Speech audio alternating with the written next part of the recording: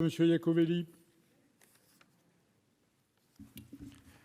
Oui, Monsieur le Président, Monsieur le Ministre, mes chers collègues, cet amendement de crédit vise à créer une aide exceptionnelle à destination des jeunes de 18 à 25 ans en situation de précarité et non bénéficiaires du RSA. Selon l'INSEE, le nombre de jeunes âgés entre 18 et 25 ans est environ de 6,1 millions de personnes en France, soit 9% de la population active. Au moment où une crise sanitaire sans précédent frappe notre pays, les réponses doivent être à la fois économiques, mais aussi et surtout sociales.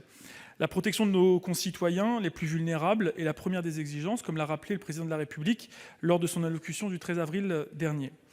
Un jeune sur 5 vit actuellement sous le seuil de pauvreté et une grande partie des personnes sans domicile fixe ont moins de 25 ans. La crise sanitaire aggrave significativement la situation financière pour cette population déjà fragilisée sur le plan économique. C'est pourquoi cet amendement propose de verser, et je précise que c'est un amendement mesuré, il propose de verser aux jeunes de 18 à 25 ans en situation de précarité et non bénéficiaires du RSA une aide exceptionnelle de 150 € par mois de confinement. Cette aide exceptionnelle serait versée donc aux 1 220 000 jeunes de 18 à 25 ans vivant sous le seuil de pauvreté afin de leur permettre de subvenir à leurs besoins essentiels durant cette période de confinement. Je vous remercie. Monsieur le rapporteur général. Monsieur le ministre. Merci, Monsieur le Président. Quelques mots pour répondre à Monsieur le sénateur Iacovelli, et je pense que cela complétera la réponse que j'ai faite il y a un instant au sénateur Tissot concernant les jeunes, à la fois les jeunes sans diplôme ou hors formation, mais aussi les étudiants. Concernant la question des loyers, je l'ai indiqué par correspondance à M. Tissot, je n'ai pas la chance, visiblement, contrairement au sénateur Sueur, de tout savoir sur tout, donc je me renseignerai tout simplement pour savoir ce qu'il en est de la question des loyers.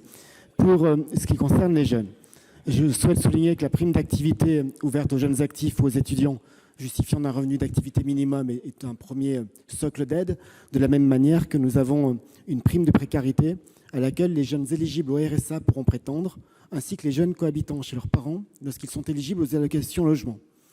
Pour les jeunes sortant de l'aide sociale à l'enfance, nous activons le dispositif Zéro sortie sèche de l'ASE, qui est intégré dans la stratégie de lutte contre la pauvreté et fait l'objet de contractualisation avec les départements.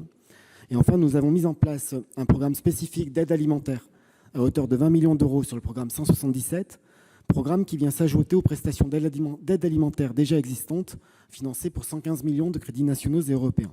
Et enfin, pour les étudiants en particulier, nous avons indiqué, c'est la ministre de l'Enseignement supérieur qui l'a fait, que le produit de la contribution de vie étudiante et de campus pouvait être mobilisé pour répondre aux besoins urgents des étudiants, en particulier pour l'achat de cartes alimentaires ou le financement d'épiceries sociales et solidaires, comme Agorae par exemple.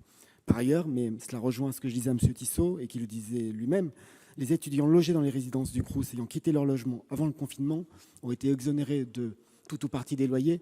Se pose encore la question qui doit être réglée, mais je n'ai pas la réponse à cet instant, des étudiants qui ont été contraints de rester dans ces résidences. Donc c'est une demande de retrait au bénéfice de ces explications et surtout de l'engagement du gouvernement à accompagner l'intégralité des publics, y compris les jeunes majeurs, dont je sais que vous avez leur défense à cœur.